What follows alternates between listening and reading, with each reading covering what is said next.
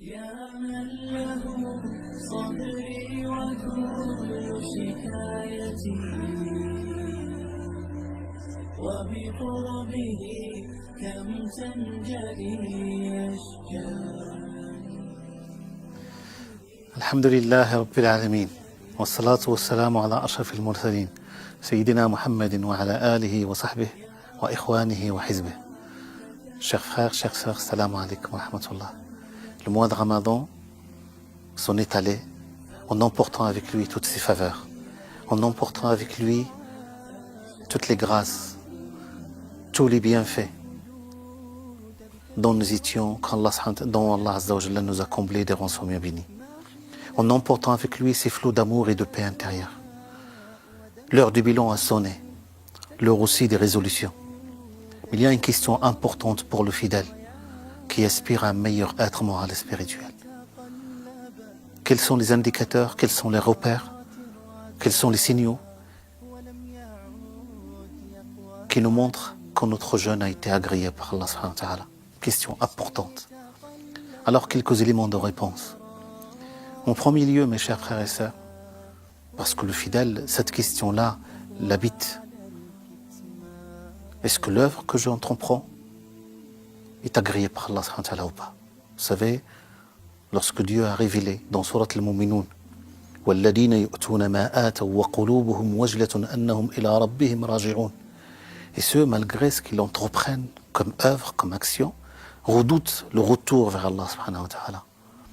Aïcha, comme rapporte l'imam Ahmed, questionna le messager sallallahu alayhi wa sallam, il a dit: ô messager, est-ce la personne qui commet des péchés, qui vole, qui fait des choses qui ne sont pas bien, et malgré ça il redoute le retour vers Allah subhanahu wa ta'ala?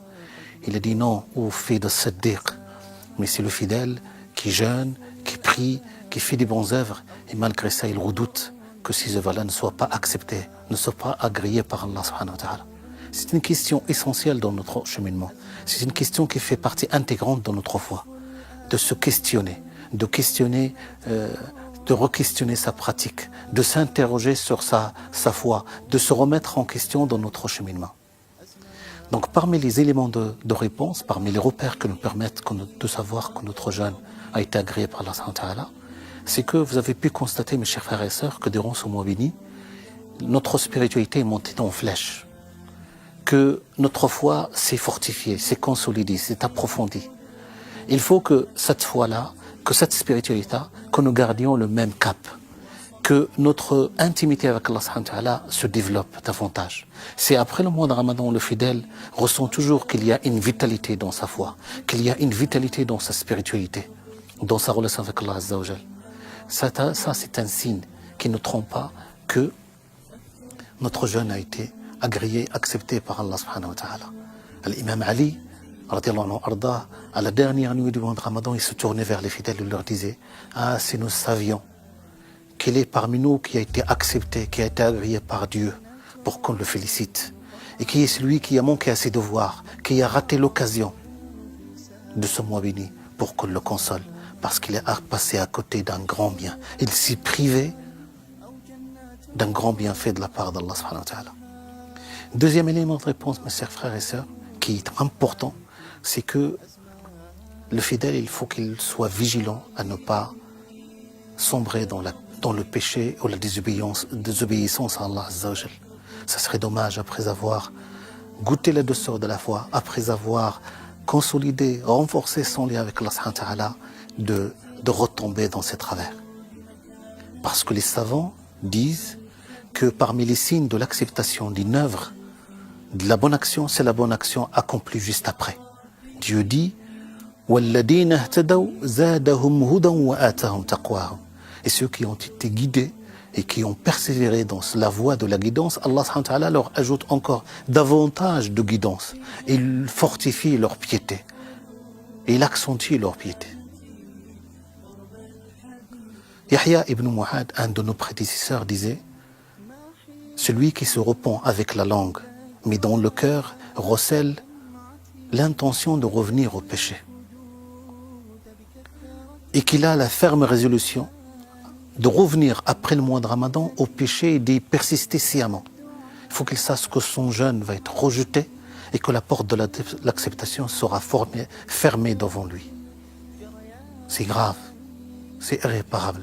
Soyons vigilants, mes chers frères et sœurs, de ne pas revenir. Nous sommes des humains, certes. Nous sommes sujets à de l'oubli, à de l'insouciance, à de la négligence, certes.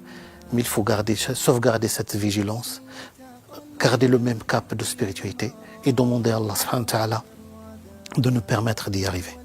Dernier élément de réponse, mes chers frères et sœurs, c'est ce qu'on appelle la persévérance. Persévérer dans la voie de Dieu. Persévérer sur cet élan qu'on a initié durant le mois de Ramadan. Ces efforts qui ont été déployés, ce cerceau spirituel qui a été initié durant ce mois béni, il faut qu'on le garde, même après.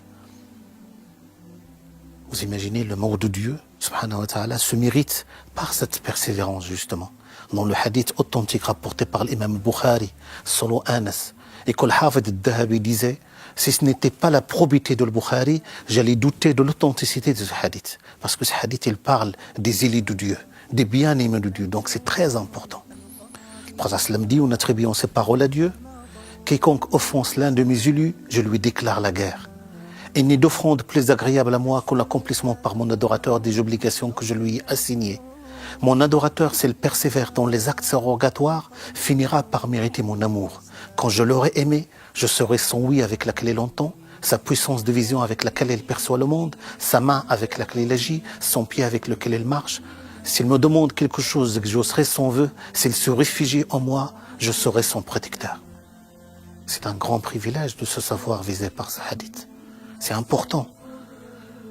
Vous savez, mes chers frères et sœurs, l'imam Ibn Kathir, l'exégète du Coran, il disait que Allah subhanahu wa ta'ala, par sa grâce, par sa miséricorde, a fait qu'une personne qui persévère dans une action et qui passe sa vie à persévérer dans une action, Allah subhanahu wa ta'ala, lorsqu'il le rappelle à lui, lorsqu'il prend son âme, il prend son âme alors qu'il est dans la même adoration, qu'il est dans le même état d'adoration.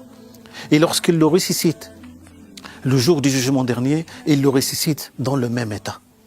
C'est-à-dire qu'une personne qui persévère dans sa prière, qui persévère dans sa bonté, qui persévère au service de Dieu et de ses frères, Allah subhanahu wa ta'ala, par sa grâce, il refuse de prendre son âme dans un autre état. Et il a cité le hadith rapporté par l'imam Bukhari et Muslim, son Abdullah ibn Abbas, qu'un homme a accompli le pèlerinage avec le prophète sallallahu alayhi wa sallam. Vous savez, le prophète sallallahu alayhi wa sallam a accompli un seul pèlerinage, qui est le pèlerinage de Dieu. Et cette personne, lorsqu'il a accompli le pèlerinage avec le prophète sallallahu alayhi wa sallam, il était sur sa monture. Et il était en état de sacralisation, de sacralité, c'est-à-dire l'ihram.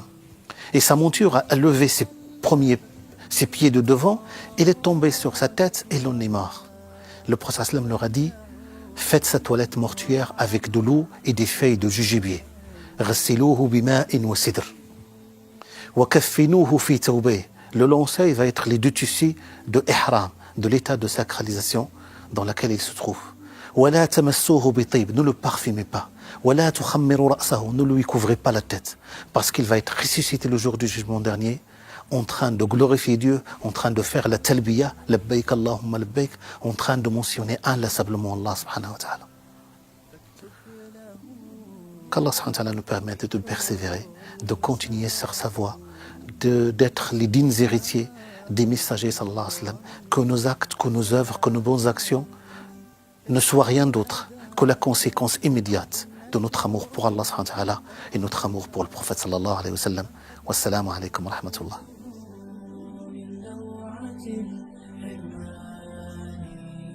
فاكتب بجنات الخلود مكانتي قرب الحبيب وصفوة الخلان يا رب إني قد رضيت بكل ما